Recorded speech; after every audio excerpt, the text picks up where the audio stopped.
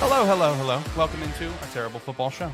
My name is Alex Light with Spark 3. Hope you're having a phenomenal day, whatever day you're listening. If you're watching this live alongside of us, watching after the fact, we appreciate the absolute hell out of you. I've got two of the boys here with me on Discord. Shane could not make it. Shane is currently in the process of moving. Big shout out to him. Looking forward to seeing his new setup. We'll start with Ricky. Ricky, how you doing? How you feeling? Much better than last week, that's for damn sure. Yeah, how'd your flu podcasting game? How would you rate that? How do you feel like you did? On the scale from 1 to 10, 3.5. Fair enough, 3.5. You heard it from him. Next up, we do have Jacob. Jacob, how you doing? How you feeling?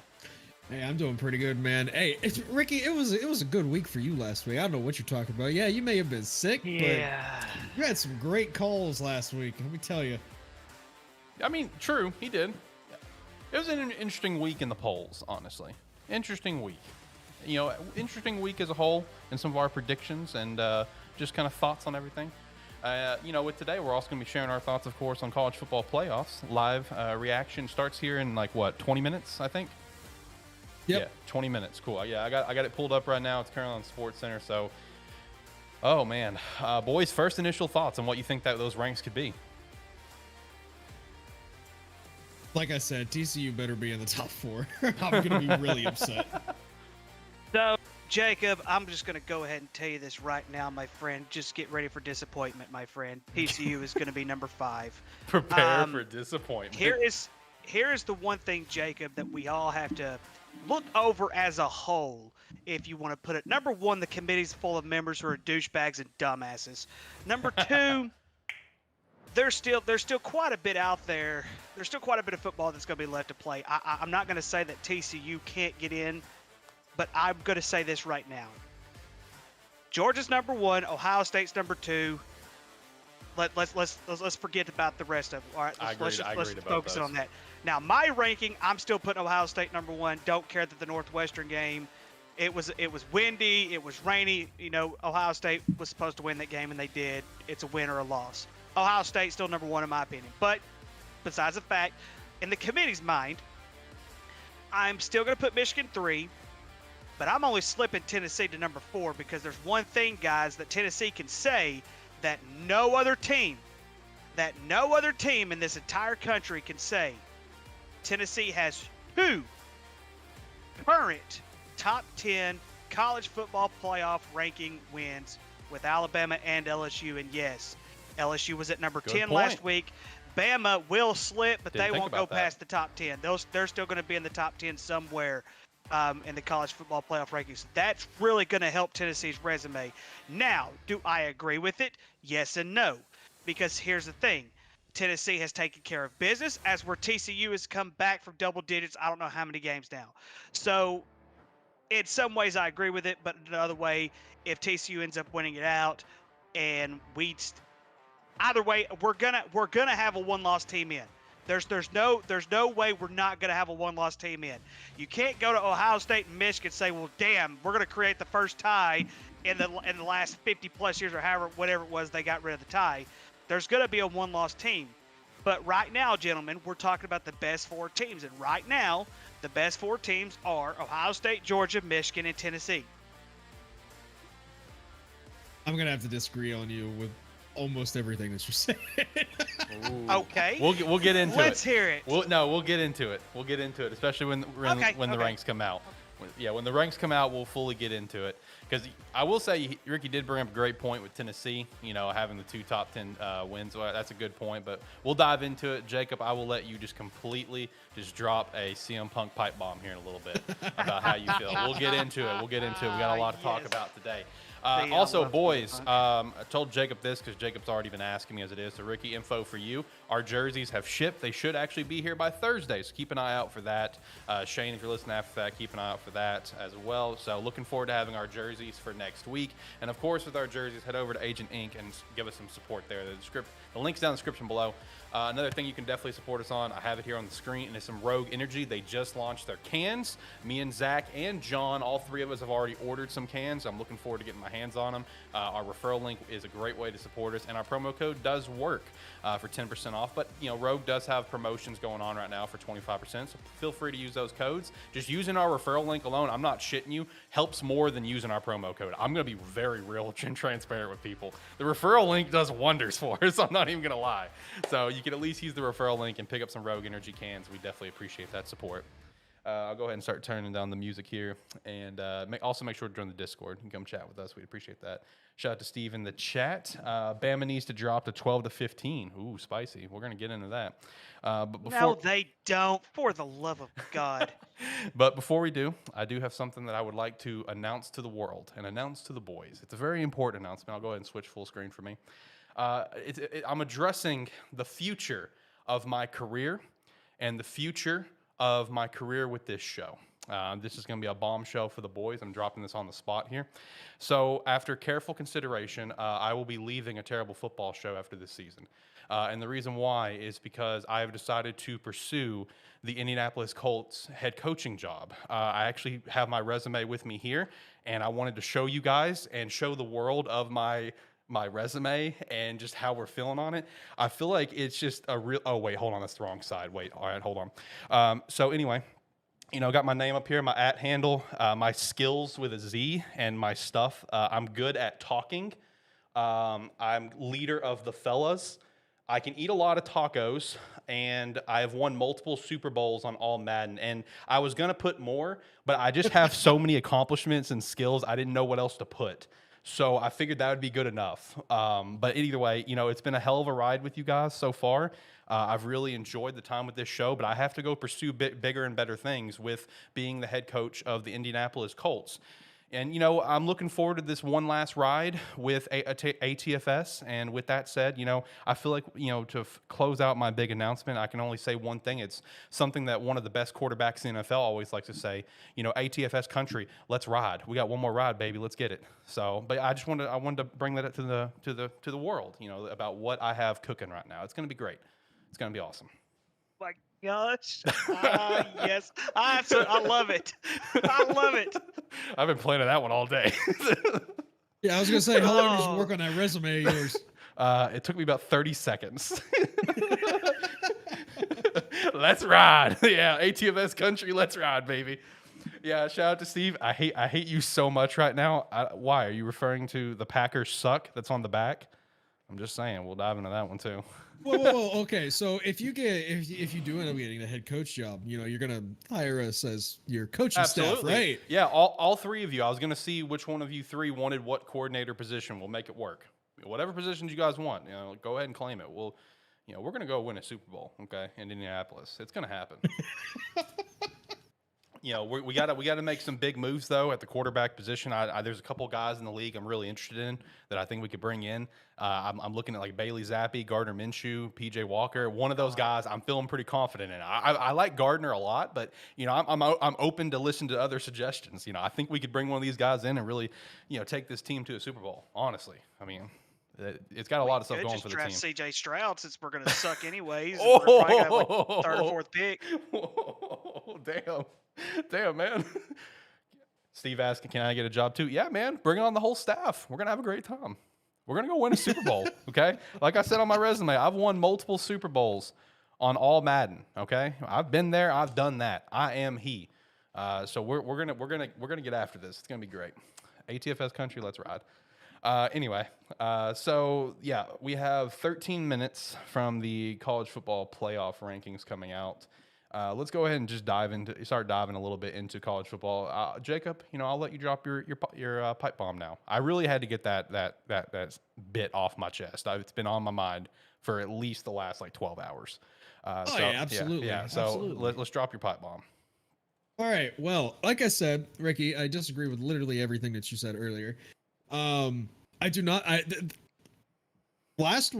This weekend proved that the College Football Playoff Committee ranked Tennessee, Alabama, and Clemson way too high. None of them deserved to be as high as they were. Tennessee did not deserve to be the number one team, and it showed this weekend against Georgia. They could not hang with Georgia. That Georgia defense was all over Tennessee's offense. I see Alabama dropping out of the top 10. Clemson's definitely dropping out of the top 10, probably to the 13th or 14th position. Tennessee's dropping out of the top 4. I don't say top 5, but definitely the top 4. Obviously Georgia's going to be number 1. We know that for sure. And this is coming from an Ohio State fan. 2 and 3, it's a toss-up between Michigan and Ohio State. You can put them interchangeable anywhere. Yeah. And number 4 has to be TCU. I mean, Oregon has kind of a say, but TCU's undefeated. I would say Oregon has a say to make it in the top 6 for sure. I feel like that's valid. I feel like that's very valid. So here is where you're wrong. Number 1, you can't call a 1-point loss on the road and all of a sudden take Alabama out of the top 10 all of a sudden just because they have a 1-point loss to an LSU team who has by far improved throughout the year. So much far improved that the College Football Playoff Committee put them at number 10 for a reason. Now, for Alabama's resume. It's Alabama. They have the resume. They're in the toughest division. It's the same reason why. They're in the toughest. They're in the toughest division. They're in the toughest Texas conference. Was placed in the top 25. Texas was placed in the top 25, even though they had 3 losses. They're in the toughest division. They're in the toughest conference. And if you look outside the AP top 25, my friend, there's nobody that should be in the top 25 right now that's below anyone that's in the top 25 currently. This is the first week I think they actually got it right. Just being honest with you, even with Texas being the top 25 with 3 losses, we'll look at the rankings if you want to. I don't care. I'll show it to you. I can actually. I will go team by team, and I will show you why Texas is accurately rated right now in the top 25. I will look at the schedule, and I will tell you why TCU does not belong in the top 4 yet. Now, I will say this much. If they end up winning their conference, and if it can't, let's just say for shits and giggles that Ohio State and Michigan could stay undefeated. If TCU ended up winning their conference and they ended up putting TCU above Tennessee, I would highly respect their decision to do that. But I'm telling you, man, when the top 4 comes out, TCU will not be number 4. It will be Tennessee. TCU will be number 5 because of the schedule that Tennessee has played. Nobody else in the country can say currently that they have beaten 2 top 10 teams currently in the country right now. Nobody else can do that. And you can't just take Alabama and throw them off to the side because they had a 1-point loss on the road at LSU and then that loss that they had on the road at Tennessee. You can't just toss them out and say, well, they don't belong in the top 10. Baloney. They're Alabama. They're still Alabama. They're just not as good as what they've been in the past. And you can shake your head like you want to. I'm trying to tell you, man, I know how this committee works. It's the same thing every single year. And I am telling you right now, it would not surprise me one bit if Tennessee was over TCU in this week's poll. Would not surprise me one bit. Steve also throws in the chat, whoa, whoa, whoa. In the words of Nick Saban, we are in a business of wins and losses, and at the end of the day, that's what matters. 1 point is still a loss. Yes, True. 1 point. Yes, 1 point is still a loss, but I am trying to tell you case by case scenario. You can't just take Alabama and say, "Oh, you're not a top 10 team anymore because you lose a game on the road." You can't. I mean, it's impossible. Both their losses have been on the road. Whoop-de-doo. They lost to 2 really good football teams. Period. And then you look at Tennessee, who has beaten both of those football teams. And yes, they looked like crap in the first quarter. The first quarter was an absolute travesty. But did you look at the second half? Did you see Tennessee's defense actually step up and play defense in the second half? I sure as heck did. But the one thing that I was disappointed with Tennessee is that Hendon Hooker did not get the running. They could not get that running game going at all. And he did not look like himself at all against that Georgia defense. But I'm telling you from my observation, right now, Tennessee is number 4 in this country right now. It's not TCU. With that observation, I think you would. I would highly suggest you go check your prescription at the eye doctor. See, my favorite. These bad boys right here got great prescription, man. They got great prescription, man. One of my favorite things about being the host of this show is I just get to sit back and I just get to listen to both takes. And if you just watch me during any of these debates, I'm just like, Yeah, that's a good point. Oh, that's a good point too. Just going back and forth. I'm just having a good time listening to this. I mean, like in terms of where TCU's placement be, I feel like there is a valid argument that it could still be number 4. You know, I feel like there is a very valid argument because I mean, Ricky does bring up a great point with, you know, they've beat, you know, Alabama and LSU, both 2 top 10 playoff ranked teams in the country. That's a very valid point. You know, I think there's also an argument for TCU to be at 4. I think the argument's there. I think TCU is going to be, you know, obviously very easily in that top 6, but it's just like I kind of view TCU as either maybe a 4 or a 5, and it's kind of flip and flop with Tennessee and TCU. They could I feel like interchange at 4 and 6 personally. In terms of Alabama's placement, I feel like dropping out of the top 10, you know, all things considered, I feel like that might be a little bit of a stretch, but I could see 10. I could definitely see 10 being where kind of Alabama falls. Clemson, I'm 100% with you. They're going down to like 14, in my opinion. At least in the AP poll, that's where they went, but that's the AP poll. But in my opinion, Clemson, they're out of the top 10. At least in my mind, they are 100%. The reason why I say Alabama needs to drop out of the top 10 is because they are systematically eliminated from playoff contention at this point. There is no shot that they're going to make the SEC championship. Ole Miss, sitting at number 11 right now, has still a chance to make the SEC championship. They have a better shot at making the playoffs than Alabama does, that is the main reason why I think Alabama does not deserve to be in the top 10 anymore. Lower them and raise the teams that actually still have a shot. That's actually why would LSU be put at number 10 last week? Why would you put LSU at 10 last week? You didn't say anything about LSU being at 10 last week. Oh, we all did. Yeah, we all did. What are you talking about? I was sick. It doesn't count. we all did, especially you. You were very vocal about a few of those things. I probably did. It just forgot all about it. You were very vocal, especially about Clemson. You were very vocal on Clemson. It's like, and then I even picked them to lose to Notre Dame just because I was so pissed off. They were in the top 4, and they got creamed by Notre Dame. Yeah. Hats off to Notre Dame, by the way. Yeah. Hey, they've turned it around. Oh my gosh, one heck of a turnaround. Looking so good for Ohio State.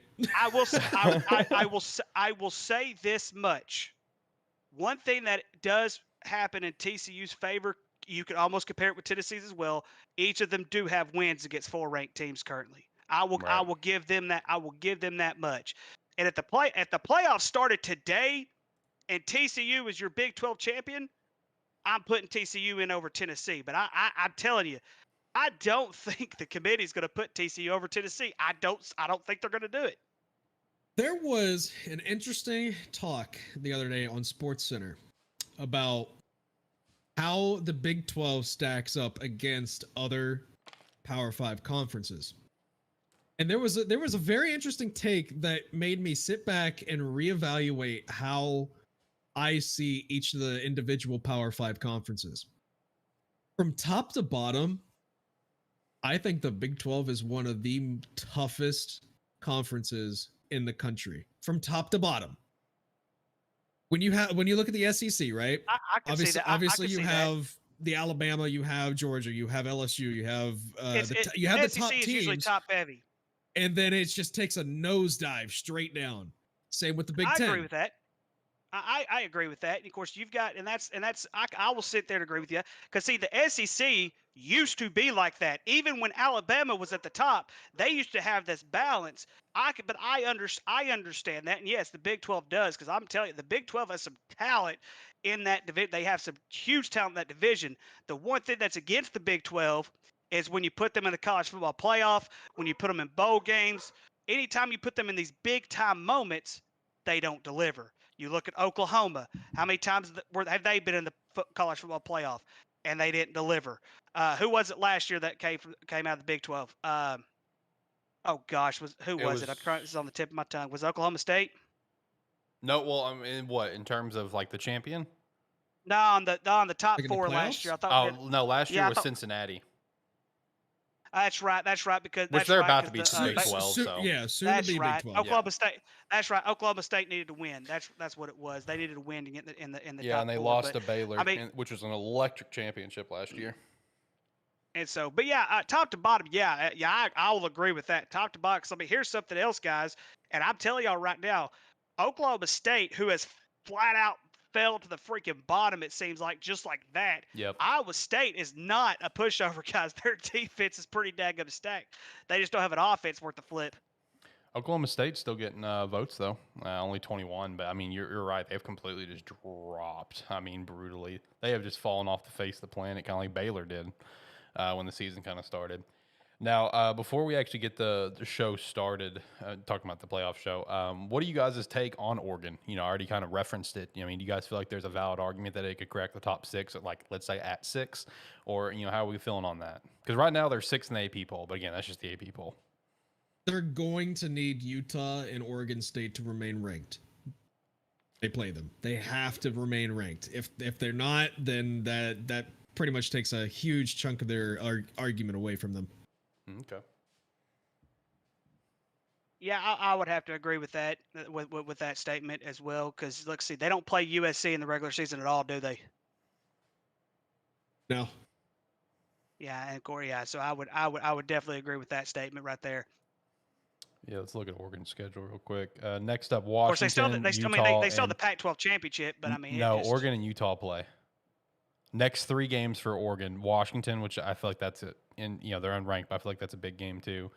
Utah, and then of course Oregon State finishing off the year. So yeah, Utah and Oregon State finishing, you know, staying ranked is going to be kind of a big deal. Washington's in the AP top 25, but they're not in the college football playoff. I think right, Washington will be ranked this week. True. Yeah, I believe so. I believe so too. Okay. So yeah, I mean, dude, that actually does a lot of favor for Oregon. Honestly, if all 3 of those teams can stay, you know, obviously Washington will be ranked, but if Utah and Oregon State can stay ranked, like what Rick Jacob is saying, like that's a big deal. I feel like that's going to go a long way for them. And then they'll have the Pac-12 championship against a USC team that's more than likely going to be in the top 10. So yeah. Oh man, excited for these ranks. Let me get the show pulled up real quick since it's just now hitting 6 o'clock. Let's see. You know, as an Ohio State fan, though, I was so damn happy.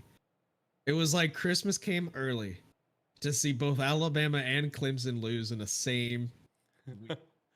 Dude, man. Like Notre Dame has just really turned shit around.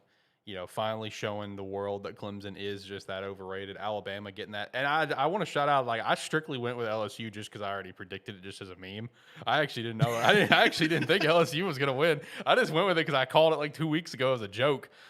So, obviously, the score's not right. But Notre Dame was going to be able to turn it around. I did not agree with any of the calls to fire Marcus Freeman for Notre Dame this year. I mean, he's a first-time head coach.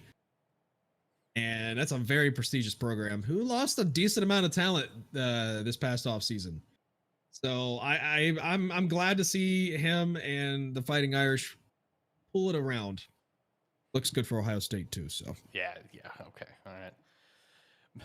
Meanwhile, for me, in terms of college football, just had a bad weekend. I wanted to post something so bad like I did with the Liberty Arkansas game, but I hesitated. I did not want to put the same smack on you that I wanted to put on the Arkansas fans. See, the worst part is, like, you know, like, not only did Miami just get smacked in the mouth brutally by Florida State, our number 1 rival, Hawaii also lost to their number 1 rival. It was just a double whammy this weekend for me. You know, I tried to tell you Miami was not going to win that game. I tried you know hard. I can't pick Florida State. I can't. I cannot and will not. Will not. See, and that's the thing, Alex. You can't pick with your feelings. You got to pick with your gut and your mind, my friend. We all get one. I mean, it's just like me and Ohio State. I hate Ohio. Let me tell you how much I hate Ohio State. Thank you. Oh, anyway, so let me tell you how much I hate these guys, okay? I am sitting on Saturday morning at the Golden Nugget in Lake Charles, Louisiana. I am sitting inside this restaurant with my wife, my child, her in-laws, my nieces, and all of them. for breakfast, and what's on the big screen TV at 9 o'clock in the morning? It's the National Championship for Dance Team competition for college.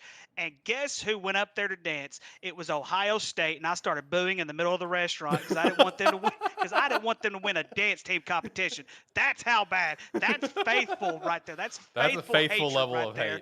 hate. It's you root against them in every sport, including the dance team. I'm interested to see who you end up picking for the rivalry game in a couple weeks. Also, Steve, I guess just missed it at some point, but he had no idea you were an Ohio State fan when I told him in chat. He just said that you two just became enemies because he's a Michigan fan. Oh, shit. Oh, no. Oh, man. All right, so the playoff show has started. We should be getting the ranks here in a few minutes or so. But yeah, man, just what a weekend for college football. With Miami, I don't even know what to dive into with when it comes to Miami, man. I really don't. I'm just not. I'm leaving that one alone. We just flat out sucked. Can we officially say that the ACC is dead? Yeah, in terms of the definitely like general ranks and stuff. Yeah, we're dead. I mean, Miami stinks. Clemson's overrated. NC State lost their quarterback that could have kept them in contention. Wake Forest has had, unfortunately, a couple losses when I feel like they could have stayed in contention. ACC is dead. Rip. I think the best team in the ACC right now is North Carolina. Actually, yeah. I mean, it is. Drake May's balling, dude. He is balling as a freshman. I love him. I love him to death. Shout out to Tyler in chat as well. Penn State number 5 and Wyoming number 12. What are you talking about? What are you talking about, Tyler? What you talking about? What you talking about, bud? What'd he say? He said Penn State number 5 and Wyoming number 12. What's he talking about right now? What am I missing? Penn State number 5 in the toilet, probably. Dadgum. Why are we still talking about Penn State? Let's talk about relevant football teams, okay? They blew Indiana out of the water. Teams. Yeah. Anybody in the top 25 is relevant, man. Like Liberty. Shout out to Liberty. We tried to tell you. We tried to tell you. Hey, Ricky. Goodness gracious. One loss down. Couple more to go. Yep. I don't think we're making a bowl. I think we're losing out, boys. I think we're losing out. Yeah, we're even going to lose to Missouri, which is horrible. Absolutely pathetic and horrible. We're going to lose to Missouri. Hey, I can see you guys losing to Missouri because they gave Georgia one hell of a game. They've started to turn things on, honestly. To be a mid-tier team, of course, but they started to turn things on. They also play well at home, and it's at Missouri. But okay. Oh my gosh, I'm telling y'all right now, there are so many things wrong with that Razorback football team. Oh my goodness. And it's like, hey, on a good note, the basketball team's 1-0. I did see that. You guys beat North Dakota State. Yeah. Miami also caught a dub, but I forgot against who. Do you know? Who? Miami? Yeah, they also caught a dub, but I forgot against who. I have no idea. I'd have to look it up and see. I looked at the scores this morning, but there were so many of them. True. I was just interested, and of course, there's a few of them. UAPB almost pulled a huge upset off last night. I was impressed with my Golden Lions. Shout out to the Golden Lions, man. Yeah, they lost to TCU by 1. TCU's ranked 14th in the country in preseason right now. I like how for the college football playoff show, they're like exclusive reveal of the new college football playoff rankings. Like, no shit. Exclusive. Like, no shit. It's going to be exclusive. You're the only one that does it. What are you talking about?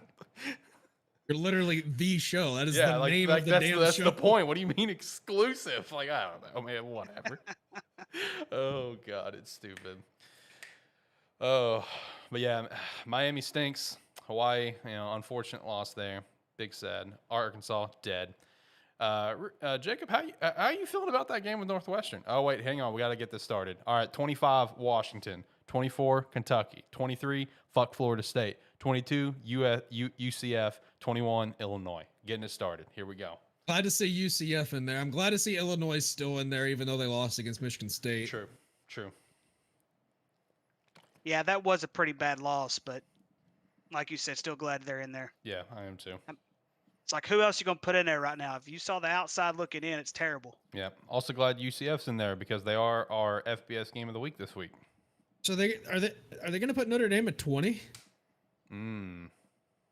That would be, I guess yours is a little bit faster than mine. Oh, yep, here it is. Yep, Notre Dame at 20, Kansas State 19, Texas 18, Tulane 17, NC State 16. Shout out to the Green Wave, man. Shout out to the Green Wave. 8-1. They are on a roll right now. Keep on climbing. Yeah. I'm kind of shocked not to see Liberty though. That's a legit take though. I am really shocked. Liberty has played really well this year. 25. Like honestly, they're probably. Why wouldn't they? Really? I mean, they got ranked in the AP poll, but obviously they're not ranked here. I figured they would at least crack into the top 25. Huh. Interesting. Not impressive beating Arkansas is what Tyler said. Well, Tyler, they also beat the shit out of BYU. Granted, I think BYU's overrated as fuck, and they are every single year. That's my opinion. Yeah, but BYU's on a 4-game losing streak now. Yeah, but Liberty's looked good this year. I've liked watching when I was team. happy about BYU. Literally from the get-go, like for at least a couple years now, BYU has been unbelievably overrated. Like I think it was last year they got all the way up to like number 15 North Carolina, 14 Penn State, 13 Utah, 12 UCLA, and 11 Ole Miss. Oh, is Ole Miss still not in the top 10? Clemson in the top 10. That's what I want to know. Yeah, Clemson in the top 10. Wow. Jesus Christ, these people are so stupid. Why don't they just get new people? And they do get new people. Yeah, I'm rotation. People with a brain. That's fair. People with a brain. Well, it's led by a guy who is from NC State, so yeah, true. No one there has a brain. True. Good. But no, like I think it was last year. BYU got like as high ranked as like number 10 in the nation, and it's just because of teams losing, which it makes sense, but it's still just like Jesus Christ, they're not even a top 25 team, and here they are at number 10. So if I had to guess, Bama's gonna be at 10. Nope, Clemson at 10. Clemson's at 10. So Bama at 9. Yeah. Has to be Bama at 9. Here we go. It's coming. Sooner or later. No dead air. It's coming. I'm feeling Bama at 9. Feeling Bama at LSU's probably going to be 6. I would say LSU at 6. Okay. 7. I'd see 6 or 7. I thought they were going to flip-flop. To be completely honest with you, I thought Alabama and LSU were just going to flip-flop in the rankings. I don't think they're going to put them at 6. I mean, that you still got Oregon. Tyler's calling LSU at number 5. 5? That's what Tyler's calling. That's a little high. I may break my headset if LSU's at 5. Kind of want to be at LSU 5 number 1.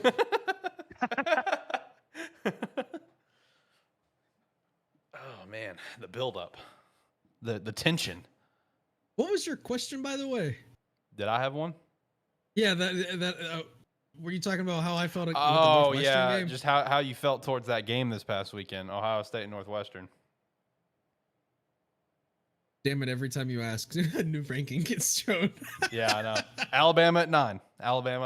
Okay, here we go. Okay, so Northwestern has a reputation in the Big Ten. Whether they're good or bad, they always have a reputation of knocking off at least one big team in the Big Ten a year. And I was a little worried that it was going to be this weekend against us, but it wasn't. And it was such a shitty day. It was, yeah. Shitty day. USC at 8. Where's Oregon going to fall in this? Interesting. 7. Oregon's going to go to 7. LSU's going to be 6. Think LSU's going to be 6 with 2 losses? Yes. I don't know. I might see Oregon cracking that top 10. I mean that top 6. The reason why I see LSU at 6 is because the College Football Playoff Committee wants to have the SEC champion in the Final Four. So they're going to keep LSU as high as they possibly can, so they can have the SEC champion in the top 4. All right, top 7 is being revealed next. I'm going to go to commercial break. But here's the issue though with that is that we've never had a 2-loss team in the college football playoff. There's always a first for everything. That is very true. This is why they need people like us to reveal this shit. And not these ATFS, baby. Send it our way. Athletic director, biased, rich people, and all this other kind of stuff. They had Condoleezza Rice in there at one point, for crying out loud. I want y'all to think about it. Condoleezza freaking Rice. I mean, goodness gracious. Put Barack Obama in there. Just put Barack Obama in there. Speaking of which, if you haven't voted yet, people go vote. Just don't vote for Leslie Rutledge. Vote for whoever you want to. Just don't vote for Leslie Rutledge, please. Oh man! Now give all the voting process to ATFS. We'll be fair. We're a fair. We will be fair. We're a very fair bunch of individuals. I feel like our branding might be terrible, which is the point, to keep it more laid back and relaxed. But I feel like we have some good opinions at times. You know, I feel like we can be, open minded. Hey, and we could just change our name to a terrible football ranking show. There you go. I love ranking things. Let's do it. It's one of my favorite things in the world. I love tier list. I love ranking. It's my thing. I love that shit. It's entertaining. Let's do it. But no, that was just a shitty day for Ohio State, though, in terms of weather. There's no doubt about that. That was a terrible. I mean, in Tennessee, Georgia, ended up becoming the same thing. Yeah, that was a very shitty day. After I don't know when it started. I forgot, but man, it got bad in Athens. That was just a gross ass day for them. Yeah, I was sitting next to an Ohio State fan while playing 3-card poker. He was just trying to learn how to play 3-card poker. He didn't even know how to play. I mean, I don't know how to play either, if we're going to be fair. If you know what a pair is, a straight, a flush, a three of a kind. Look, I don't know how to play poker at all, okay? I'm just going to be real with you. Okay, never mind. Okay, yeah. Never mind. I have no idea. The most poker that I know how to play is on Red Dead Redemption 2. Okay, that's the most I know how to play. I will say this much. This casino had a nice DraftKings bar area that you could go in for sports books. Of course, they had sports books around the casino and everything like that you could put on their machine too and everything like that. Georgia at 1. Okay, we expected that. Weird they're not going 7-up like they did last week. Whatever. Just kicking it off with number 1. Okay. They want to mix it up, I guess. Ohio State at 2. We expected that as well. Michigan at 3. Here we go. Here, come on, Tennessee, number 4. Here we go. It's going to be.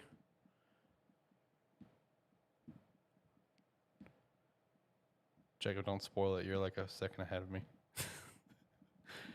We're getting there. It's almost there. He got TCU. TCU at 4. TCU at 4. Let's go. He started cheering. He couldn't help it. TCU at 4. Let's go, Horned Frogs. So I would think Tennessee would be 5, probably Oregon 6, and then LSU 7. If that's the way that they're looking at it, I wouldn't put LSU above Oregon in this case. Yeah, and I feel like you can't drop Tennessee much lower than 5, honestly. Tennessee at 5. Okay, so now it's the matter of, did LSU crack the top 6, or did Oregon? That's what it comes down to. I'm gonna say Oregon. Give me Oregon. Let me see the Tigers. Give me the Duckies. Let's go. Let me see that green and yellow pop up. Quack. Quack.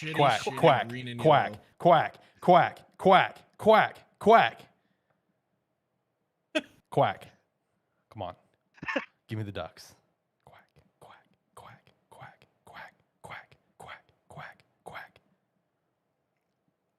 Any day. Quack. Quack. Give me the Ducks. Come on. Come on, guys. Give us the ranks. Hey, Kirk Herbstreit's talking right now, so you know he's going to talk forever. This son of a Kirk bitch. Herbstreit to shut up. Yeah, we got a show to do. Come on now. This is ranking 6 and 7 for crying out loud. Y'all can talk when 6 and 7's over with. Yeah. Get them up on the screen, then talk about it. Come on now. Come on. Give us 6 so that way we can continue on with our show. Let's go. We have business to take care of here at ATFS Country. Let's ride. That's just gonna be our new thing from now on. ATFS country, let's ride. Make shirts out of it. Yeah. Hey, I'll put it in our merch store. I can do that very quickly. Shout out to sparky3shop.com. You can pick up some merch. That's actually on the screen right now. I forgot. God, they're going to... Okay, let's go, Ducks! Woo! Ducks at 6. Here we go. And that means the Tigers at number 7. Okay, so how are we feeling about the top 6 right now, boys? I like it. I'm here for it. I'm here for a good time. There is a there's going to be, if one scenario plays out, there's going to be a very, very interesting talk to have about having 2 Big Ten teams in the playoffs come the final ranking. That rivalry game between Ohio State and Michigan is close. I can see it. I can see both of them having a opportunity. If it's just like a really tight game. Really tight game, and then blowing Illinois out of the water in the Big Ten championship. Whoever goes. Right. Okay. Like I said, I like this top 6. I'm here for it. And in terms of 2 Big Ten teams, I feel like that could be a conversation if it's a super close game, and depending on how other teams that are floating around that top 4, depending on how they end up as well. I feel like that could be a conversation that could be had. I mean, the same conversations had with the SEC. So I feel like the same conversation could be possible with the Big Ten. Like I said, it really does just come down to the game. So we'll see how it goes. So, okay. In terms of college football, any thoughts on the ranks that we want to shout out? We've already kind of been chatting about all these games as we've been going along with, Tennessee and Georgia, Ohio State, Northwestern, Clemson, Notre Dame. Alabama, LSU, fuck Florida State, Miami, Liberty, and Arkansas. Just thoughts on anything that we kind of want to chat about here. Anything in particular we're feeling? I think we covered quite a bit of it. Just kind of waiting. Small segment. Yeah. We kind of did everything that we wanted to do. Honestly, let me go peep the scoreboard. I don't think there was any games that we missed that. Well, shout out to the Beavers catching an L. That was unfortunate. But it was a close game. I can't get over. I mean, it's great. It's like, we've been calling it, but I can't get over just how much Notre Dame beat the shit out of Clemson. I mean, Jesus Christ, that was just a beatdown. Love to see it, though. Clemson's so damn overrated. It's unreal. Texas getting that big dub on Kansas State. Shout out to that. And then Kansas, of course, getting that big dub on Oklahoma State. We already kind of touched on Oklahoma State just falling off the face of the earth. I can't believe we have three lost teams four 3-loss teams in the top 25. True. NC State catching that dub over Wake Forest. Shout out to that. That's kind of surprising. That kind of surprised me this weekend, but. No, I feel like we kind of hit everything college football as we were waiting for the ranks. So if you guys have no more thoughts on anything, we can go ahead and hop over to NFL. We are about 50 minutes into the show after all. Feeling it? Sure am. All right, let's do it. Let's do it. I will take the floor first. I want to talk. So Bears did catch that L, but you know what? The Bears look the best that they have all year, and that's all that matters. Justin Fields had a hell of a day, and that's what matters. So, basically, how this season has gone is that we've all gotten to watch Justin Fields start the season really shackled to the system and having to go through the progressions and go through the system and getting him comfortable in the system and everything. And then I feel like these past 3 weeks, we've gotten to see Justin Fields just be Justin Fields. Shout out to him for breaking the single game record held by Michael Vick for most rushing yards by a quarterback in Super Bowl era. That's awesome. Put up 4 TDs. That's awesome. Mike McDaniel even told him on the sideline to stop embarrassing us. That's awesome. Love Mike McDaniel. That dude's a legend. But, even though we lost, I'm counting it as a victory. I count it as a victory for me because the big difference for this game for me is I actually do view this game as a real coming out game for Justin Fields. You know what I mean? I really, really do, because this is a very good defense. Miami is a good team, and Justin Fields got to be Justin Fields and just play the game. And ultimately, we lost because it comes back to our number one issue of not having weapons. You know, if you saw that last pass he had, number one, it's an incredible pass, and it's just St. Brown just dropping the ball. And the reason why I really view this as a coming out game, because a lot of people, a lot of Bears fans, because I remember when this happened, because my boss at the time, he was also a Bears fan, and I remember him calling me Monday so excited for that game, is a lot of people like to pick one particular game for Mitchell Trubisky and call it his coming out game. And I think it was, his second year against Tampa Bay, about like week 5 or so. Trubisky threw 6 touchdowns in that game. I mean, as a Bears fan, if you live in the moment, that was awesome, right? 6 TDs in a game, completely blew out the Bucs and everything. But like going into that game, I'm gonna be real, like I expected that to fucking happen. I mean, all 4 of Tampa Bay's starters were all out that game. And out of that game, I think out of the 4 starters they had in the secondary, I think 2 or 3 of them were rookies. Like, no shit, you're going to pass the ball all damn day. Like, that wasn't a coming out game to me. Like, that was like, oh, I expect this to happen. So, like, really, for me, as a Bears fan who was upset with that pick from the get-go, I never had a coming out game for Mitchell Trubisky. It was just consistently average the entire time. While that's why I feel pretty differently about this game that I got to see this past weekend, is you really got to see Justin Fields be Justin Fields that we saw in college and just play the game and not be completely shackled to a system like what Matt Nagy did to Mitchell Trubisky. So awesome game there. Loved it. Also shout out to, I'm assuming Chad in the chat. What up, go Dogs, referring to Georgia. Yeah, the Dogs got that big win this weekend. But no, Fields game, against the Dolphins, awesome. Dolphins, great team, catching that dub, no surprise there. Yep, shout out to Chad. How you doing, man? But yeah, great game this past weekend for sure. Did you guys have thoughts on that game in particular? Especially as the Ohio State fan here, did you have thoughts on how your boy Justin Fields did for us? The future is very bright for the Bears. I hope so. For sure. I hope so. I was watching that game, and man, did it give me some nostalgic flashbacks to when he was playing at Ohio State. Right. Just being Justin. That's the main thing, is he actually got to be Justin.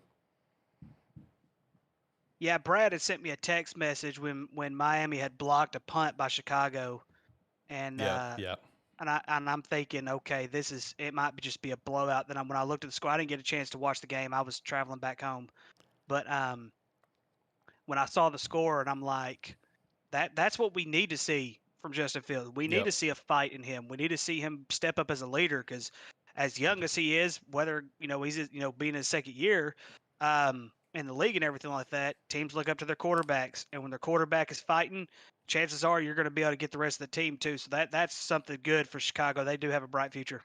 Yeah, especially with how much money we have next year. I've talked about that multiple times. We have like 115 to 125 mil in cap space going into next year. I want to really believe that the future is bright, and it's just going to come down to how we spend it. And the main thing is getting freaking weapons. We made that trade for Chase Claypool.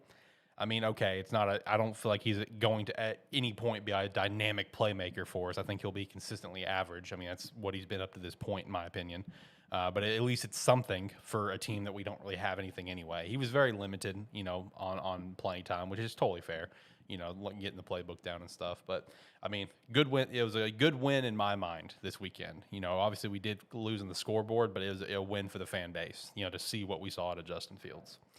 Now, in terms of taking L's, though, dude, I know we talked about this at length at multiple times. I know the answer is going to be the exact same. But seriously, just what the absolute fuck is going on in Vegas? Like, I'm glad, Duval Jags caught that dub, with that comeback. I love to see it. But seriously, what the hell is happening in Vegas? And I know it's the same answer. Josh McDaniels shouldn't be a head coach. But seriously, like, Jesus Christ, they just can't find a way to win a damn game. Up 17-0 versus KC. However much they were up in this game, I think they were up like 20 to something versus, I think, maybe the Cardinals. And all those games they've blown. What the fuck is going on in Vegas right now? Is it really just coming down to Josh McDaniels? Is that the sole problem, or is there other issues, you think? I don't think he's the sole issue. There's never really a sole issue when a team drops 3 or 4 17-point leads so far this year. At least three. The Raiders are the worst team in the NFL right now, in my opinion, by far. They're worse than the Texans. They're worse than the Lions.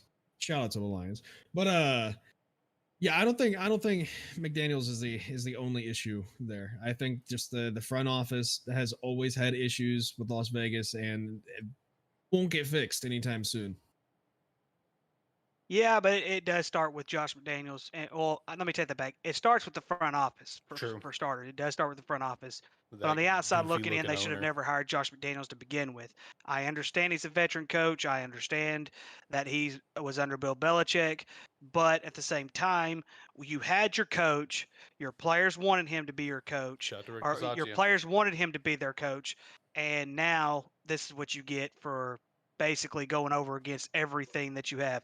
There is no way, an absolute world, this Raiders team is this bad. There's no True. way. True. But yet they are. Exactly. And so it is what it is at this point. They might as well just get ready for next year. But yeah, I think the first thing they need to reevaluate is Josh McDaniels and be like, look, is this really the guy that can lead this football team? Because the players, they're gonna tell you, like the players' attitudes and everything like that that's on the field and everything like that. They're the ones that are responding to this nonsense. And as we've seen in the past before, it's the same pattern with Josh McDaniels when he's a head coach. The players will quit on him, and they have already quit on him. It's time to move on. Yeah, and the one thing we all got to keep in mind is that besides a few different cuts here and there, whatever, and a few different additions, this is pretty much that same team that literally just went to the freaking playoffs with an interim head coach. Like, I mean, like, we got to remember that. You know what I mean? Like, we have to. This team, they just went to they may have lost first round, but they went to the playoffs, with an interim head coach. This front office, one thing they've been steadily doing is they've been getting rid of a lot of that Mike Mayock, John Gruden era first rounders. I mean, we just saw another one get released. Jonathan Abraham got released literally just today or yesterday. So that's one thing that they've been steadily doing and is looking to the future on that. They declined fifth-year options for like Colin Farrell, who was like their fourth overall pick, very overdrafted. Don't get me wrong. They declined a fifth-year option for Josh Jacobs, who I feel like has taken that as a massive chip on the shoulder, and he's been playing incredible this year and setting himself up for at least some sort of a decent contract next year. Whether with I would safely assume someone else. I see no chance he's come back to Vegas, but I mean, like you add a top 3 receiver, in the game to your team who has already a solid rhythm with your quarterback because they were incredible college teammates together, and you just can't figure it out. I mean, when you're losing 17 point plus leads 3 different times, perhaps 4, can't remember. Like, dude, there's a problem, especially again, this was a playoff team. So, I mean, Ricky's right. I mean, it does come up to the, it comes at the top with that goofy haircut looking motherfucker, Mark Davis. And then it just kind of trickles down. Dude, seriously, he's got the goofiest. I cannot take that dude seriously. I just cannot. He is the worst haircut in the history of haircuts, especially for an owner of an NFL franchise. Different story, though. And I think with the exception of maybe definitely with Kansas City, that entire division has underperformed. Actually, true. Yeah. I mean, LA, they still got a winning record. That's cool, but they've definitely underperformed. They've also been hit with a lot of injuries, though, like legit. Keenan Allen hasn't been able to stay healthy. J.C. Jackson, who they signed, he's out for the season now. I don't know if Khalil Mack's encountered some injury issues, but they've had a lot of injuries. Even Rashawn Slater out for the year as well, which that's very unfortunate. I think I said it earlier on this year that they are basically, it was when I was on vacation. I popped in real quick and said that I just view this year's Chargers like last year's Ravens, but they've underperformed. Broncos heavily underperformed, in my opinion, at least, and then Raiders as well. That whole division, the division that we thought was going to be amazing, has just all underperformed across the board, with the exception of KC, who even without Tyreek Hill looks even better. Which is good for them. They're right now a AFC favorite for sure. So, okay, you already gave a little shout out there, Jacob, to Detroit. Let's hop over to that game, Green Bay and Detroit. Green Bay on a 5-game losing streak, most in the NFL right now. Maybe actually, hold on. There we go. Packers suck. Just soak it in. I have that wrote down here too, right there. Okay, Packers suck. Yeah, soak it in, everyone. Packers suck. It's a good time to be a Bears fan, let me tell you. Anyway, so yeah, dude, the Packers is another team that's just top to bottom, lots of issues. And I said this last week. I'm gonna say it again. One of my favorite takes is what Jacob said weeks ago, where it's that their history of drafting, free agency, and trades is catching up to them, and it's all coming to this. It's coming to what we're seeing at the moment. Now, in terms of like that game versus Detroit, so a lot of people immediately want to shout blame at Aaron Rodgers because he's Aaron Rodgers. You know, that's just, I see it all over the place. And he definitely has some blame to carry, man. He is not playing like Aaron Rodgers. But you watch that game, and I was, because, dude, if anyone did not watch that game was wild. That was such a fun watch at noon. I was having a great time watching that while also playing college football revamp. Shout out to that. I was having an amazing time watching that damn game. And, like, Aaron Rodgers just missed a lot of throws that are easy throws to him, but then it goes further than that when you look at just how many injuries that team was having. Rashawn Gary, like their best defensive player, now out for the season. You know, Randall Cobb already out as it is. I know he's not a dynamic receiver like he was maybe when he first came in the league, but he's still got a great connection with A-Rod. You know, you look at, Aaron Jones got knocked out of the game as well. Just a long list of injuries, the like multi-year feels like saga of David Bakhtiari.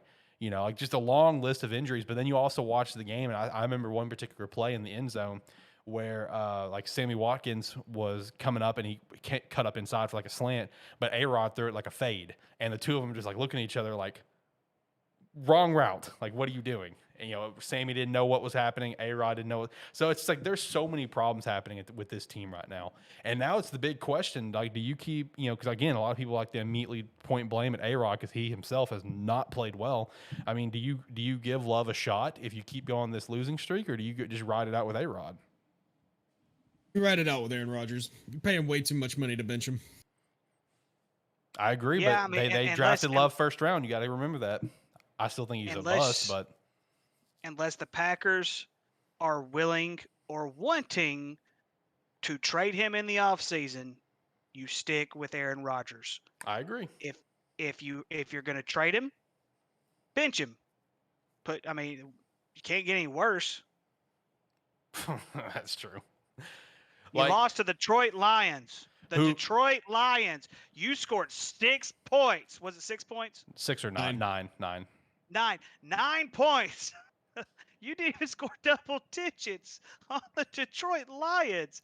Oh my goodness! Who have given up the most points, I think, in the league so far up until that point.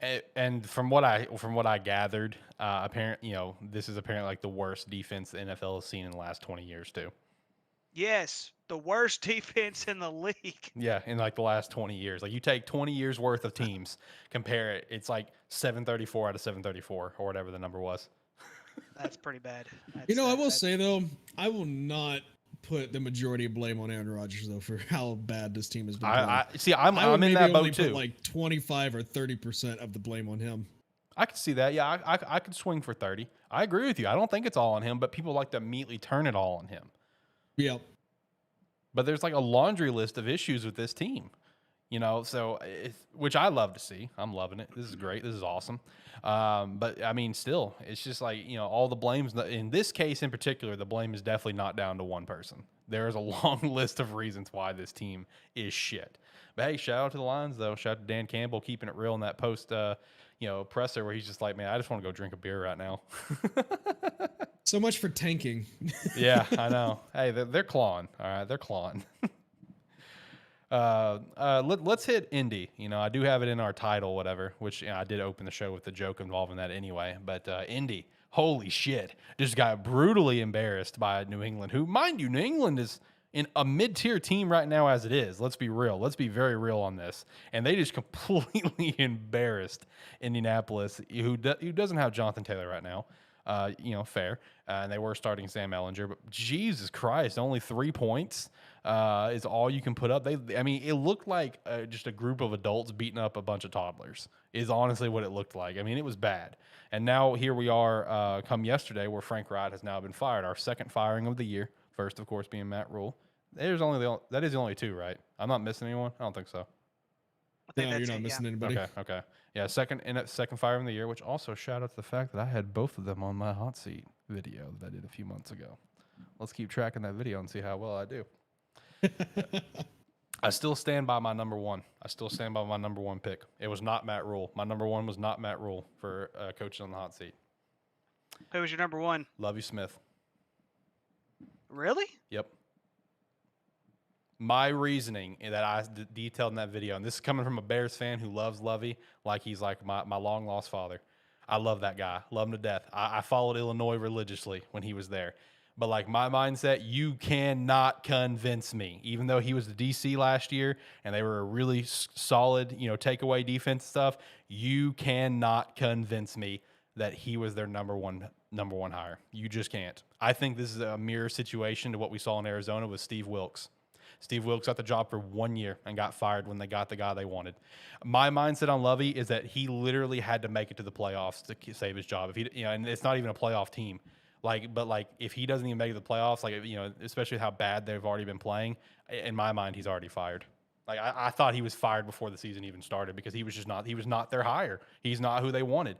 And I even detailed further, you don't have to have a splash hire to have a great head coach. I mean, let's be honest, you don't. I mean, look at, John Harbaugh. He was a special teams coordinator. He wasn't a splash hire. Now he's been the coach for 15 years. Sean McDermott, I think he was a special teams coordinator too. I could be wrong on that.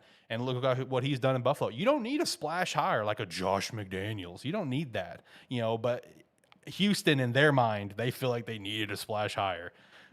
So I still feel like Lovie is number one on the hot seat.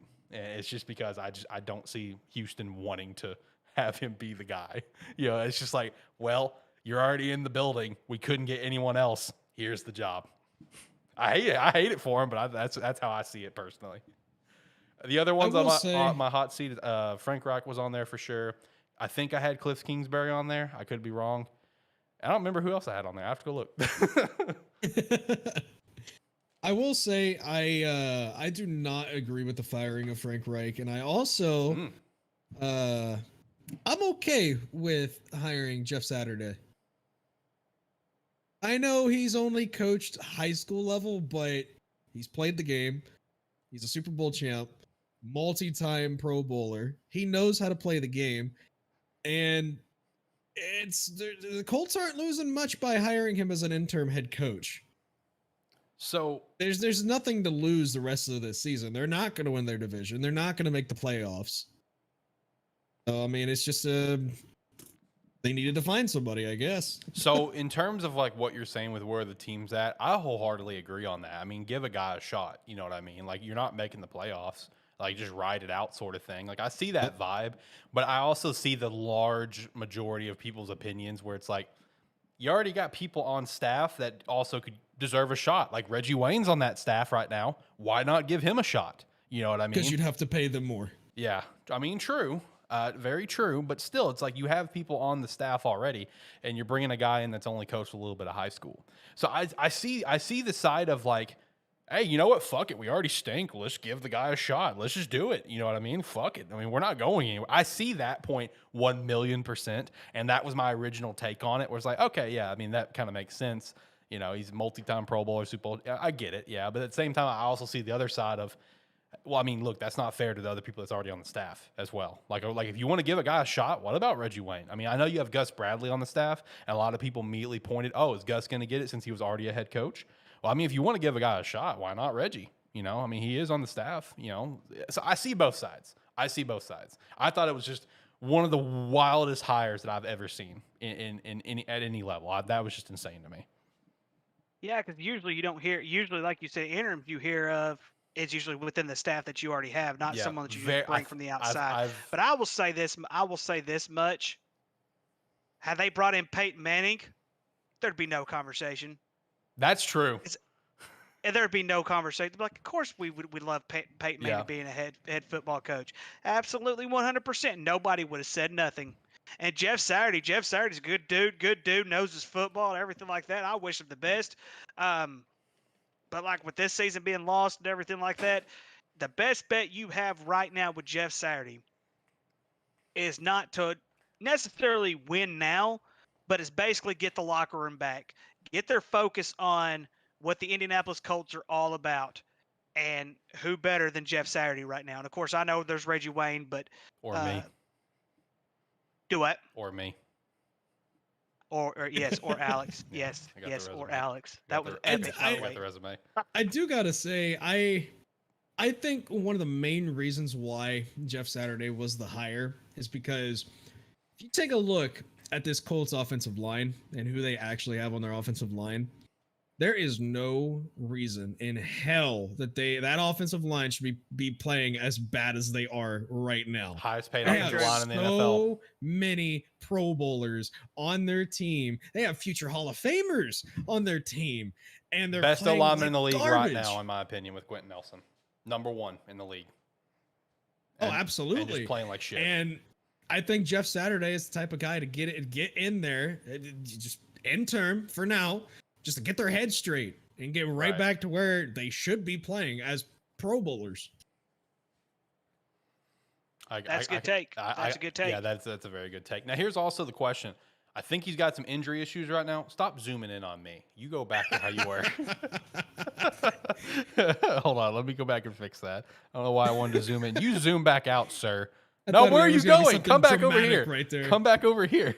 No, that was totally the camera doing it. It's on its own because I haven't turned off the auto stuff that it does.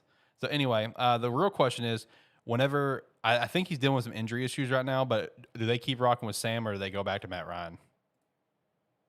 They need to go back to Matt Ryan. In my opinion, that's my. Will you stop, you son of a bitch? That's not the preset location. I agree. Matt Ryan, I feel like it's who you need to go back to. I understand he's dealing with some injury issues, but like once he's good to go, in my opinion, you got to go back to him. Like you got to. If Jeff Saturday has the win now mindset, go back to Matt Ryan. Correct. And say screw the front office because they've already screwed up this roster and everything as it is. Big true. Because like one of the big problems, and we've seen it with the Colts this year, we've seen it with the Bears this year. Colts did nothing this offseason to help them in the weapon game. They just didn't. Like they there was people were expecting moves and stuff to be made, a wide receiver to get brought in. They didn't make a single move. And they got some damn good wide receivers though right now. I mean, don't take anything away from Michael Pittman and Michael Pittman. Pierce. Michael Pittman's the only one that I won't take anything away from. The rest of them has been mid-tier at best. Really? Yeah. I mean, Alec Pierce. Like the thing is though, you gotta keep in mind him being mid-tier at best right now is, in my opinion, a good thing because he's a rookie. It's only up from here, baby. You know, but everyone else, it's like Paris Campbell's been a consistent disappointment for that team because I think he was a second-round draft pick. I could be wrong on that. But, you know, Michael Pittman's the only one that's been playing, at least decently. But it's still just like you need someone else. You know, you need someone else outside of Michael Pittman, you know. I mean, I think Alec Pierce has played well for a rookie. And that's the main thing. I don't think he's played lights out or anything. But hey, like I said, nowhere but up from here for Alec Pierce. That's the main thing, which I'm looking forward to seeing personally. I did see one take on Twitter that I thought was pretty interesting because it did involve the Bears naturally, and I'm integrated into that Bears Twitter. Is that with whatever the Colts are aiming to do, you know, for this year on, do you guys see the Colts going into a complete rebuild, bottom up, like, you know, complete rebuild in terms of a lot of pieces on that team? Because like the take that I'm referring to that I saw is that, you know, if the Colts are entering that full rebuild, the Bears should be calling the Colts every single day trying to get availability on DeForest Buckner because that clears a lot of cap space on the Colts to further trying to push a rebuild. Do you guys see something like that being a potential for them? Because naturally, as a Bears fan, I love that. That's awesome. Give me DeForest Buckner. Let's go. I don't see a full rebuild. There's no chance there's a full rebuild coming for the Colts. Yeah, I agree. The only thing they'll probably need to go out and try to get a quarterback for next year, but other than that, no. No. And at this, there's no way they should be a sub 500 team right now. There's no way they should be below 500. I mean, I agree to that. I mean, they were one of my favorites in the AFC as an underdog. So, and here we are. Now, it's going to be interesting to see what they do at the quarterback position because it's like, are they going to keep doing the rinse and repeat cycle, just going out and trading someone, or are they finally going to buckle down and just draft a guy and just go through the growing pains? I feel like you draft a guy. You know, depending on where you fall, maybe try to trade up. You know, maybe try to trade up. You know, up into the top 10. Trade away a DeForest Buckner to clear cap space because I think he's owed 16 mil. You know, so clear off 16 mil from your cap space. Try to get in the top 10 and maybe draft a quarterback. Do you think they'll do that, or think they'll continue on with the rinse and repeat cycle they're already doing? I think they should draft a quarterback because there's going to be plenty of quarterback talent. This is a big quarterback draft. This is a big quarterback draft. It's I mean, obviously you have C.J. Stroud and Bryce Young at the top two, but you also have Will Levis. You also have KJ Jefferson. You have Jaron Hall from BYU. You have Hendon Hooker. Whoa! Did you say KJ? KJ? Well, yeah. I mean, I'm assuming he's going to enter the. I'm assuming he's going to enter the draft. I mean, You're finally giving props to an Arkansas player. I'm so proud of you, my man. I ain't giving props at all. I'm just saying that he's going to be in the draft. But you said he was a good quarterback in the draft. Jacob. And you just named a bunch of quarterbacks. I did not say he was a good quarterback. Jacob, just let him. Quarterback draft. Jacob, just let him have this. He did give you an OHIO, so just let him have this, I guess. He did give you an OHIO. Now you guys are fair. And I was deathly ill, and you're sober, so it's a little bit different. So I mean, I agree though. I feel like drafting is going to be the best way to go, personally. Just because I mean, this is going to be a very quarterback heavy draft, and it's just really, like I said, you got to work your way back up into that top 10 potentially, or even top 15.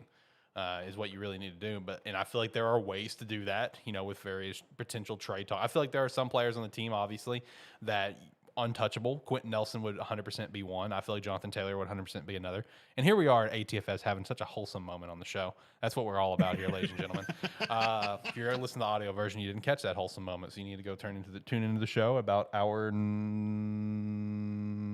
I'm thinking about the intro. I'm going to cut off. Hour and 14 minutes in, you get a wholesome moment.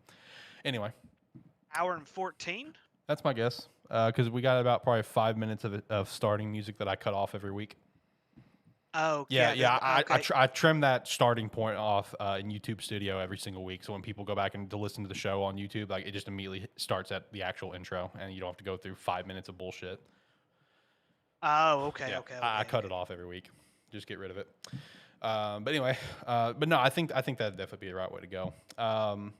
So last game that I had on the slate that I wanted to chat about real quick is Buffalo and the Jets. How are we still feeling about this Jets team? Because I still feel like they're a team that can really make a run, but I still feel like they're going to be held back by Zach Wilson down the stretch. That's how I feel personally. I just don't think he's the guy. I really, really don't.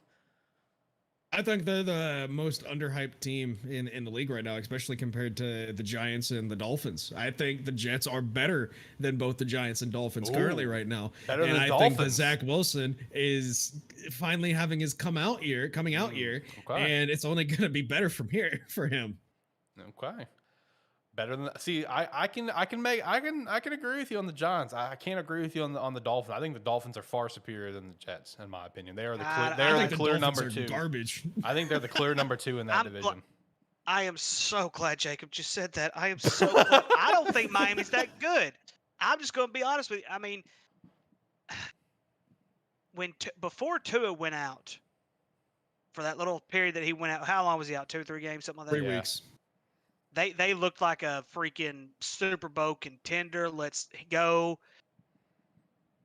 But to me, they just don't look that good right. They don't look that good right now. They don't look that good right now. I think in the end, you're going to see the Jets be the second. You're going to see the Jets be second in that division by the end of the season. Yep. I mean, if you look at it, these past 3 wins that the Dolphins have won, they barely beat the Steelers, they barely beat the Lions, and they barely beat the Bears. Those are 3 of the bottom tier teams in the league currently right now, as far as record goes. No offense, Alex. I understand.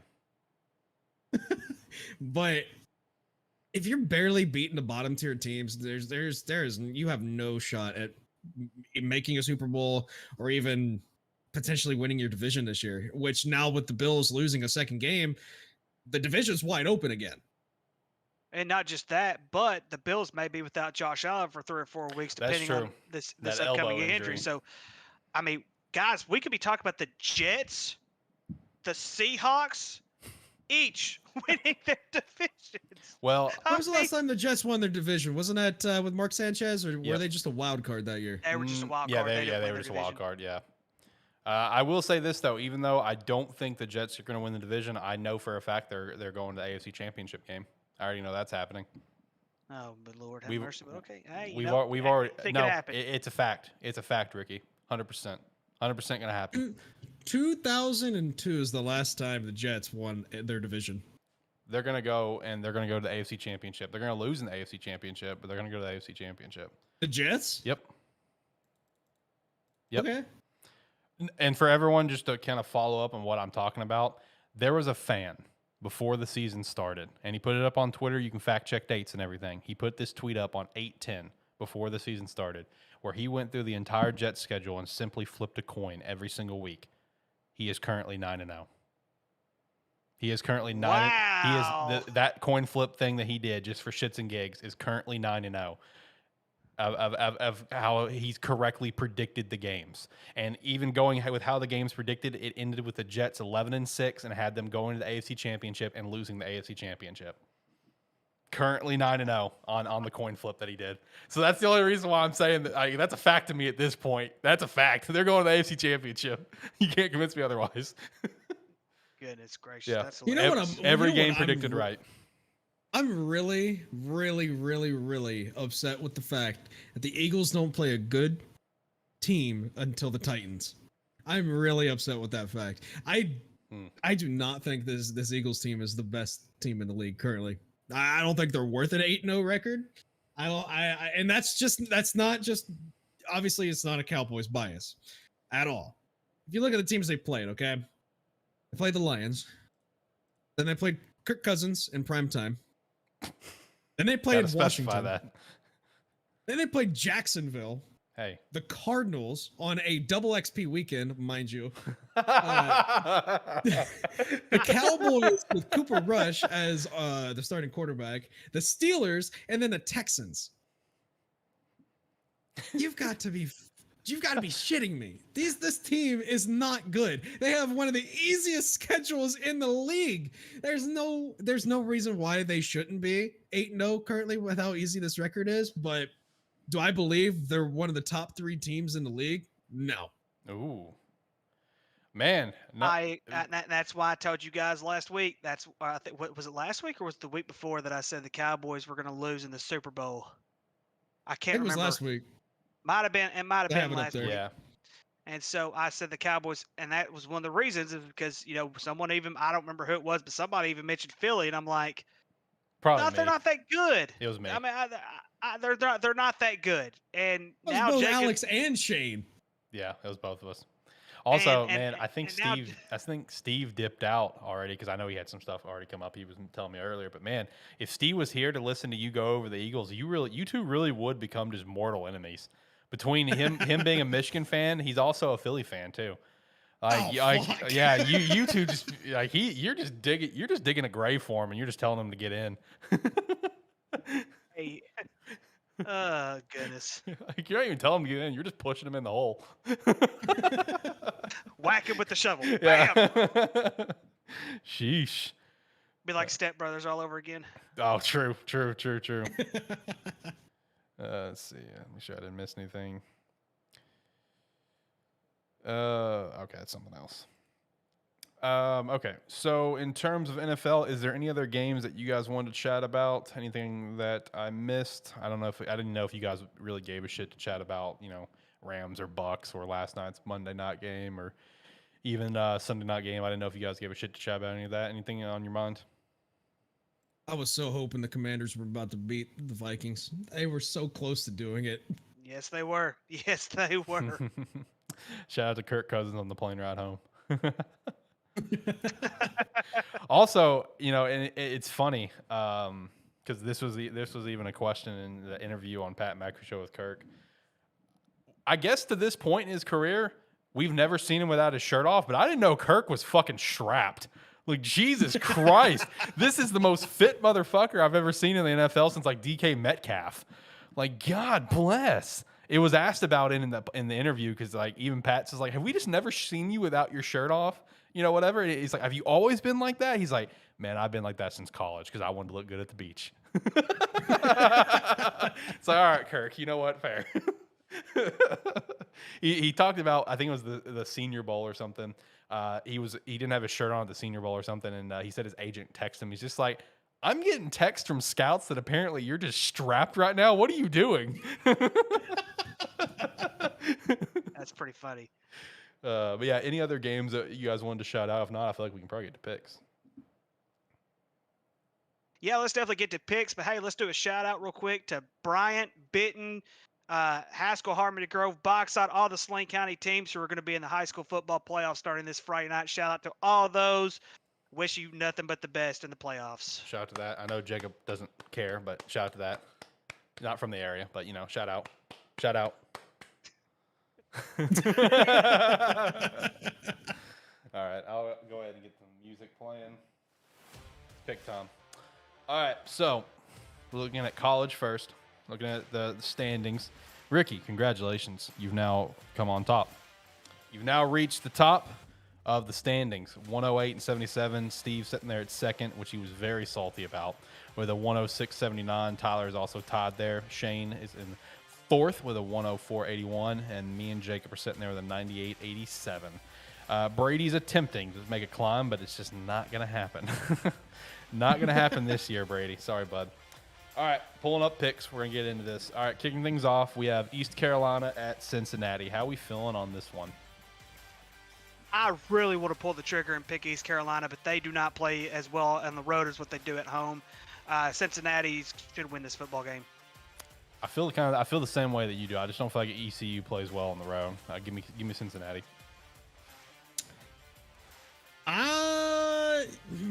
Yeah, give me Cincinnati. All right, Purdue at Illinois. I'm still gonna rock with Illinois, man. I'm feeling it. I like this team. Yeah, I'm also going to rock with Illinois. Purdue is one of the most – I mean, they have so much talent, it's not even funny. They have terrible coaching, and they have just not been able to put it together. Give me Illinois. Give me Purdue. I like the pick, though. I like the pick. I do too. Next up, TCU at Texas. This is a big one. It is. It's a really, really big one. TCU playing in an environment at Texas, though. When's the last time? I don't know when the last time TCU beat Texas at Texas, though. That's something I need to look up. I'm going to go with my instinct here. I'm going to pick Texas. That's your okay. I'm feeling the Horned Frogs, man. I am. I like this TCU team quite a bit. Yeah, give me the Horned Frogs. Okay. Washington at Oregon. Give me the Ducks here. Ducks have turned it on. Bo Nix is even being talked about as a Heisman candidate. They have turned it on, this team. I know, Ricky. I knew you'd laugh at that, but man, there's talk right now for Bo Nix as a Heisman candidate. That is a legitimate conversation. Two names that have entered the Heisman talks for people is Bo Nix and Drake May. I wish this game was at Washington. I really do. I really do. But Bo Nix is playing on a different level, though. I will give him that much. But Heisman level talk, no. Yeah, Bo Nix and Drake May has slipped into the Heisman conversation. I will take the Ducks. I will say before I give my pick here, Bo Nix's stats right now are better than Marcus Mariota's stats when he won the Heisman at Oregon. Okay, so didn't know that. Spicy. But I'm gonna pick Washington here to win. The Huskies. Okay. Shout out to that. San Jose State and San Diego State. How are we feeling on this one? San Diego State's not the same team that they were in the last couple of years. Yep. Whenever they had they had that running back that was really, really good. The defense was pretty good at one point. San Jose State's on a different level this year. I got San Jose State. Same here. Give me San Jose State, led by the former the Hawaii Spartans. quarterback. Also, very random, but when I saw this matchup, my first instinct was, is that a rivalry game? And I went and looked at it. It's not. I thought that was kind of weird. I feel like they'd be perfect rivals. Both Mountain West, both Sands. Both in California. Sands. All right, next up, Iowa State and Oklahoma State. Give me Iowa State, honestly. Oklahoma State, I don't feel like I can pull the trigger on right now. Yeah, one's a Spartan, one's an Aztec. I mean, why not have that good rivalry going or anything like that? I can't pick Iowa State to win this game. Guys, they just do not have an offense whatsoever. And I know Oklahoma State's at the bottom, but damn, Iowa State's offense is horrible. Oklahoma State should rebound and win this game. Actually, that's a good point. Yep. I may change my pick now. Iowa State does not. Okay, I'll rock with Oklahoma State one last time. One last ride. Let's ride, Cowboy Nation. Next up, Alabama at Ole Miss. Yeah, Alabama's going to rebound, and they should rebound and win this game this week. If you look in Saban's history, I don't think he's lost back-to-back since in the regular season. I don't think he's lost back-to-back since his first year at Alabama. Give me Alabama. Give me the Rebels. Okay. I saw that coming. It's okay, Jacob. I saw it coming. I'm going to rock with Alabama. That's who I think is going to win. But my question is, if Alabama's beating the shit out of Ole Miss, do you think Lane Kiffin's going to do the same thing that Mike Leach did this past weekend when they were getting the shit beat out of them and start folding up chairs because his players aren't allowed to sit down or don't deserve to sit down? The only reason I asked that is because Lane Kiffin specifically quote tweeted that laughing at that video of Mike Leach folding up the chair. So that was my first thought is Lane Kiffin going to do the same thing? Next up, Louisville at Clemson. Louisville's finally decided to be a football team, so I guess shout out to that. I don't know how to feel on this one, although. So Louisville is on a 4-game winning streak since losing to Boston College at Boston College. Here's the only thing. They don't play well on the road. It's going to be Clemson winning this football game. That's fair. Give me Clemson. Yep, give me Clemson. And by the way, the only reason why I'm picking the Rebels is because Alabama, within recent history this year, sucks playing at a tough stadium. They get so many penalties both on their defensive line and their offensive line. It's crazy. Actually, that's fair. That's the reason why they That is fair because that's how they did against Texas. That's what they did against Tennessee. That's what they did against LSU. So that's fair. Yep. But I trust Nick Saban more than I do Lane Kiffin. And that's also fair. I think it's a fair pick to go either way. Next up, Kansas at Texas Tech. This one's tough. It is. This one's extremely tough. I feel like Texas Tech has somewhat slipped just a little bit compared to what because they've had that little competitiveness going on. Kansas is finally, they've kind of brushed out of the water a little bit. Oh goodness gracious! Give me Kansas. Give me the Jayhawks, baby. I'm gonna keep on flying high with them. Man, this is a tough game to pick. I know it sucks. It sucks so bad. Give me Kansas. Fuck Florida State at Syracuse. Hey, Florida State. Yeah, Florida State should win this football game. Syracuse has really slipped off. They've struggled quite a bit. Yeah. Give me the Seminoles. Appalachian State at Marshall. So, shout out to Appalachian's basketball team scoring 83 points in the first half last night against some wimpy Division II, Division III school. We are Marshall's time. No, Appalachian State. Yeah, give me Appalachian State. Give me the mighty Thunder and Herd. I respect it though. Kansas State at Baylor. Give me K-State on this one. Baylor's another one of those teams that I just can't get behind right now. They've let me down too much at the beginning.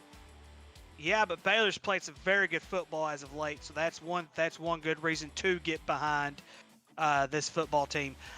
Kansas State, I don't think they've lost back-to-back games this year. I'd have to look at their schedule to remind myself if they have or not. So yeah, give me Kansas State. Give me the Bears on this one. Okay.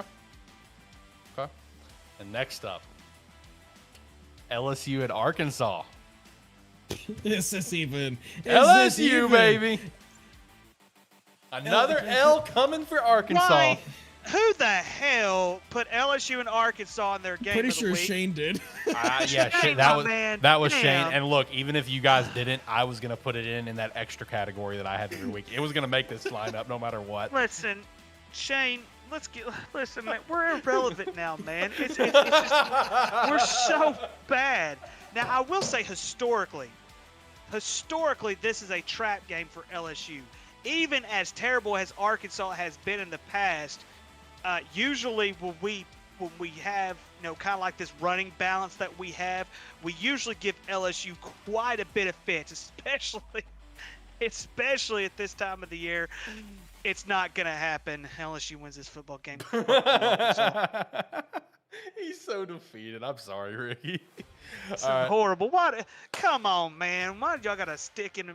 Hey, it's going to be on there next week, too. Get ready for it. It'll be on there next week, too.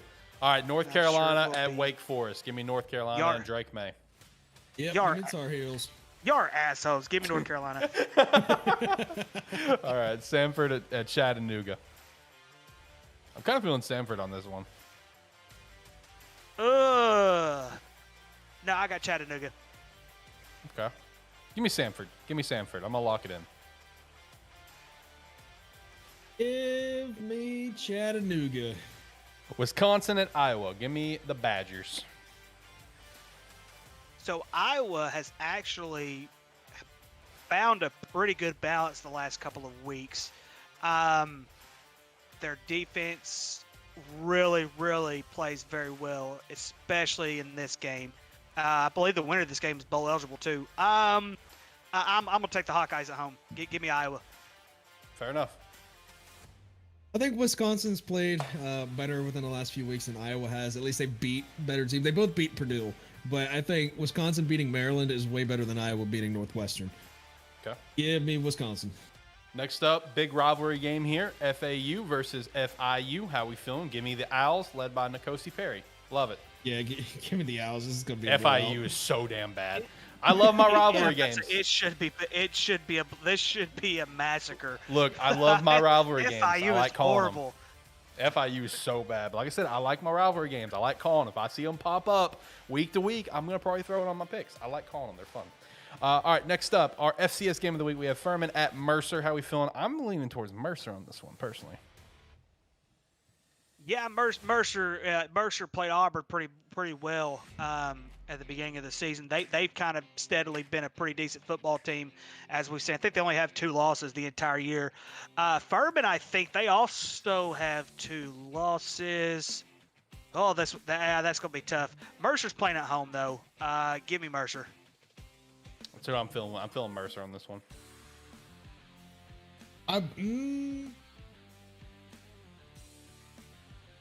Give me Furman. Okay. Fair.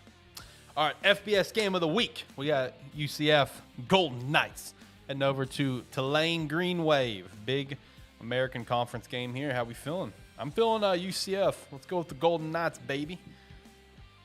But that's also just because I prefer UCF as a team. That's why I'm gonna rock with them. But I will say I think Tulane's gonna probably catch that dub.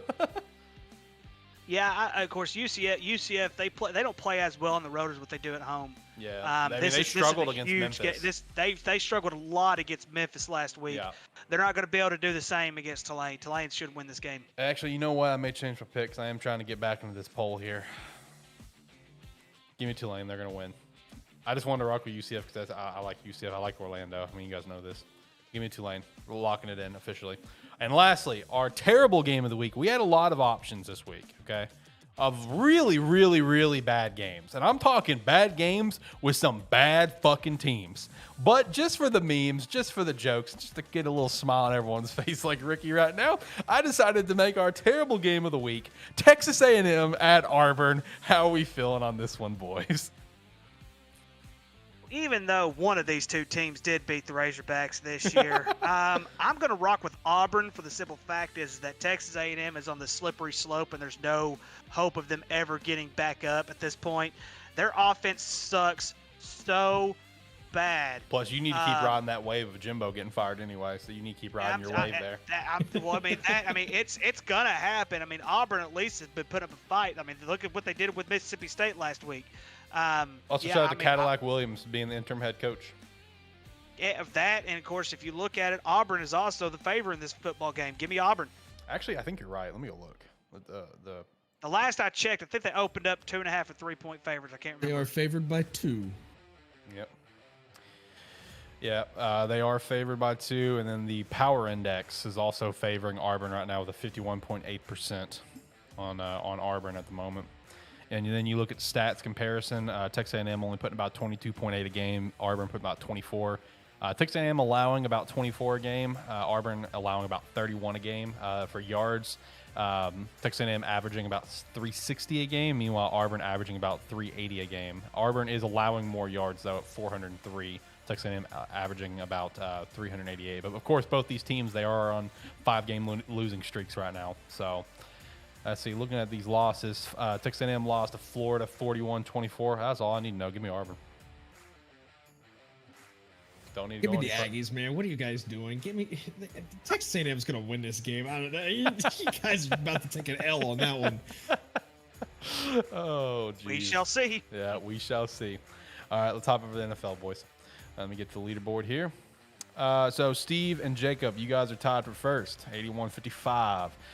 Shane's in third with 80-56. Ricky, you're at fourth there, 79-57. And then I'm there at 78-58. Tyler's in sixth, 75-61. Brady's climbing in this one, 73-60, 63 shot at that. I had the best week in week 9, though. 10-3, baby. Let's go. Love to see that. Let's see if we can repeat that shit, shall we? Let's get into the picks. I love how me and Brady were the only people to pick the Jets and the Lions winning. Brady is a full-blown, like, fuck it. Let's just throw a Hail Mary. But also shout out to Jacob, me, and you being the only ones picking Liberty last week. Shout out to that. Yeah, let's bring that back to bring that read between the lines. Got it. I wonder who was delusional last week picking. Oh, okay. All right, Thursday night football, Atlanta at Carolina. I'm feeling the Falcons, man. Feeling the Falcons. Yeah, Carolina got obliterated by the Bengals this past week. Yeah. Shout out to Joe Mixon getting 55 fucking fantasy points. He was on the team against me. Yeah, I know. Lost because of that. Also, not only that, in normal fantasy leagues, Justin Fields got 45, but in our fantasy league, with how we have scoring adjusted, Justin Fields got over 60 points in our fantasy league. Damn. Yeah. Insane. And who's winning in fantasy league right now? Who's not gonna be winning for much That's longer? Me. That's me. Who's not gonna be winning me. for much longer? Let's pump the brakes. I'm winning it. I'm going the rest of the way, my friend. No, you're not, my friend. No. The rest of the way.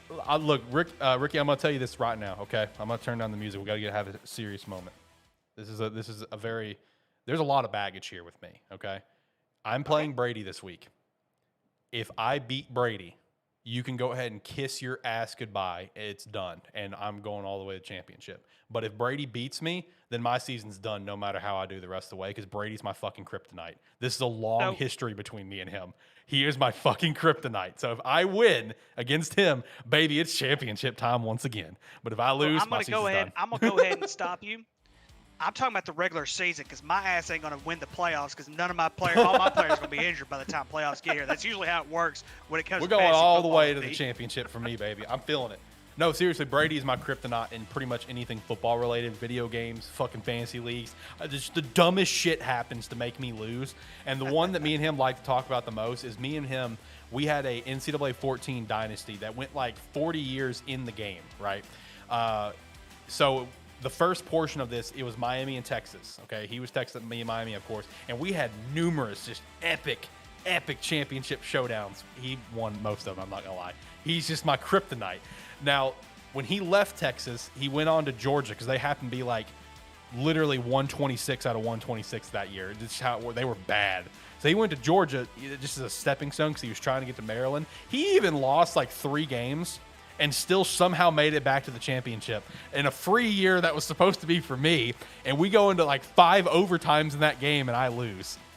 He is my kryptonite. So if I beat him in fantasy this week, it's over. I'm winning the championship. Anyway, back to picks. All right, Seattle at Tampa. Give me the Seahawks led by Geno Smith. I like even though Tampa brought it back, they still look like shit until that last drive. I like Seattle more than I do Tampa right now. Yeah, I like Seattle a lot more than I do Tampa right now. And I know Tampa's at home and everything like that, but this is not the same Tampa organization. It's not the same Tampa team that we're used to seeing just dominating with being Tom Brady led. Yeah, give me Seattle. I'll take Seattle. I want to pick Tampa Bay right here so badly, and I'm going to. Tampa Bay is going to win this one. Okay. Next up, Denver at Tennessee.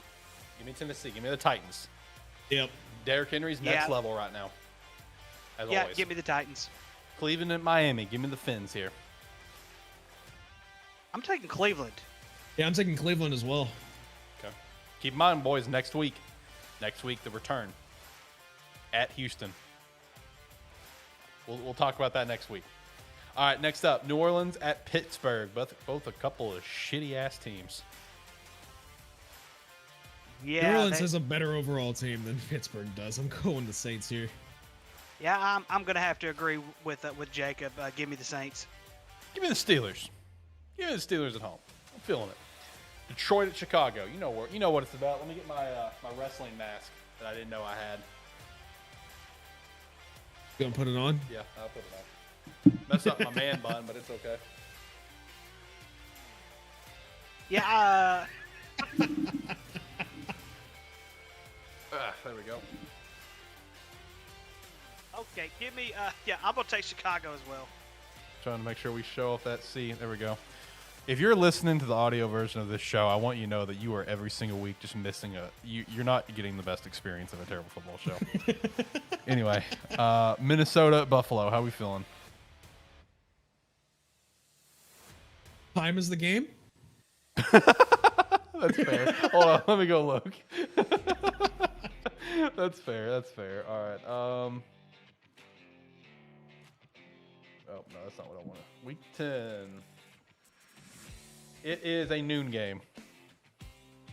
And Josh Allen is questionable. I'm going Minnesota. You know, give me the Vikings on this, honestly. Give me the Vikings. So, if I'm not mistaken, I think the second string quarterback for Buffalo is Case Keenum. Yes. Yes, he is. Yeah. Is that correct? Yes. I believe that is correct.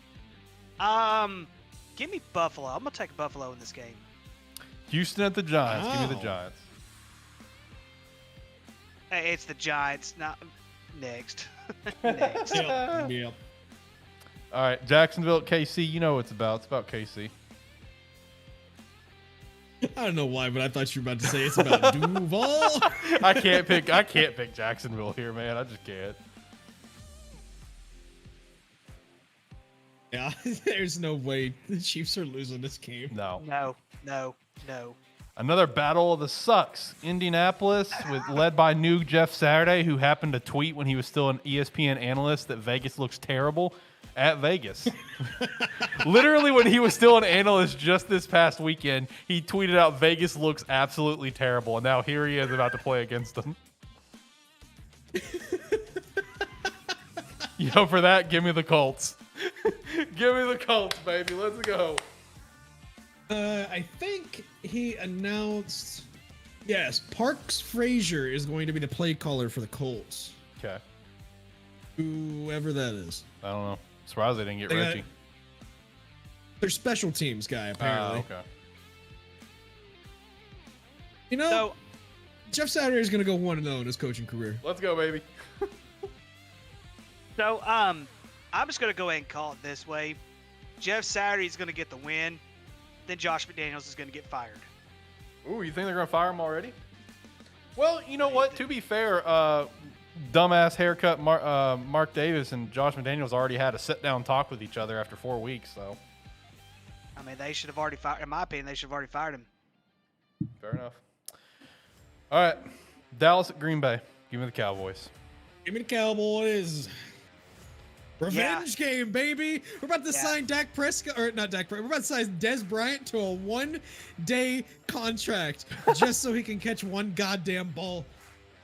Hey, you guys are about to get OBJ from the looks of it. Be right there at the sideline. Him come down with it and be like, "Oh, it's definitely a catch now." Yeah, give me, give me the Cowboys. I don't see them losing to Green Bay in this game. Green Bay just played the worst defense in the league and scored 9 points. I want to see what this defense could do. But you know, historically, we Aaron Rodgers is always our kryptonite. That is very true. That is very true. But this is not the same Aaron Rodgers we're used to seeing. Arizona at the Rams. This is also a battle of the mids. Both these teams really, really suck. Give me the Rams, man. I can't buy into the Cardinals right now. They're just absolutely terrible. The Cardinals have a little bit more offense right now than the Rams do. I'm going to take Arizona. Man, it's a toss-up. Yeah, give me the Cardinals. I hate picking the fucking Cardinals, though. I do too. Well, hang on. You need to check. Is it a double XP weekend in Modern Warfare 2? Oh, shit. Yeah, we need to fact check that. That could really that could sway some picks here.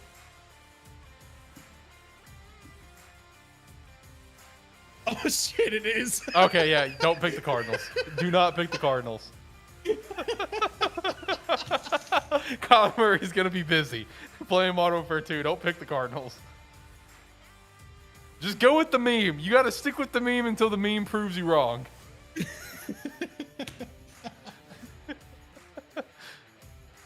Do it. Pick the Rams. Do it. I did pick the Rams. Okay. I switched. Okay, good.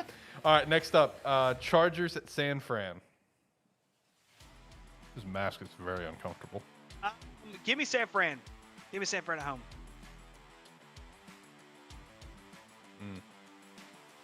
Yeah, give me San Francisco. Give me the Chargers. And lastly, Washington at Philly. Give me Philly. Give me the Commanders. I will also pick the Commanders to win this game. Oh, shit. That's what I'm talking about, Ricky. I had to have at least one good upset this week. I almost picked Vegas to win, but I'm like, you know what? Screw Vegas. I almost picked Vegas to win, too. I'm still kind of iffy about it, I'll be honest. I'm still iffy about picking the Cardinals to win, but, you know, we still have between now and then to be able to change them, so. True. Is Taylor Heineke still the starting quarterback for Washington? I think so. Oh, yeah, I'm definitely going with Washington then. All right. Got through the picks. I think that pretty much wraps up the show because I'm about to piss my pants. I need to use the bathroom terribly right now. And it is a huge day in gaming history because this year's Game of the Year, Sonic Frontiers, came out. And it's installed on my Xbox and ready to go, and I need to go play it. There's no way that thing's going to win Game of the Year. Shout out Sonic the Hedgehog. It's my Game of the Year, Ricky. I mean, Jacob, sorry. It's my Game of the Year, okay? Oh, goodness. That's not true. My Game of the Year will probably be Pokemon. I'm very excited for Pokemon, but that's a different show. All right, boys. Any last thoughts you want to give, or should I go ahead and hit the music? Are you okay, Ricky? Are you feeling okay, man? Do you need a hug? I guess so. You know. Yeah, I just have to check in on my friends. Okay. Yeah, I might need therapy after this football season. I feel that. Ricky, when are you gonna come see the studio? Hopefully next week. Oh, I'm hoping right on. next week. Right on. Yep, I'm hoping next week. If it's not next week, it'll be the week after, which is also the week of Thanksgiving. But yeah, I plan on it'll be the next week or the week after. Cool. Sounds good. I have our jersey too, so we can match. We can be in uniform. Jersey it up. Yep. All right, I'm gonna hit the music then. Boys, last thoughts on anything that you want to give? Well, I would, Woo Pig Suey, I'm still a diehard Razorback fan regardless of, how bad we stuck. Even though we are going to lose to LSU this next coming weekend, hey, it could be worse. I mean, we could play Liberty again and lose to them again. So, I mean, if we're going to lose, let's lose to a real football team. Okay. What about you, Jacob? It's going to be a good weekend. It's going to be good. I'm predicting a decent amount of upsets, probably just as much as there was last week. Ooh. Also, shout out to College Football Revamped. I took James Madison to back-to-back college football playoff national championships and won. Yeah, shout out to that. Difficulty. I just now started a new dynasty myself in College Football Revamped. Started off as OC with New Mexico, and then I got my first head coaching job with Colorado State. We're working on building them up right now. I don't know where I'm going to end up, It's just whatever the vibe. Usually when I start these dynasties, I usually have like an end team in mind, This time I don't have one. It's just whatever team's going to offer me a job every year. We'll see how it goes. We'll see what team really calls to me. Colorado State called to me right now. I'm not going to be there. I'll be there probably 5 years and dip out. We got to go to a Power 5 team. But Indianapolis Colts. Yep, Indianapolis Colts. Got my resume right here, ready to go. Plus, I got this sweet mask. How can it's more that you can add onto your resume. Yeah, exactly. If you just flip the C a little bit, it turned into a horseshoe. Yeah, see, they'll never know. Who cares if it's orange? They don't know.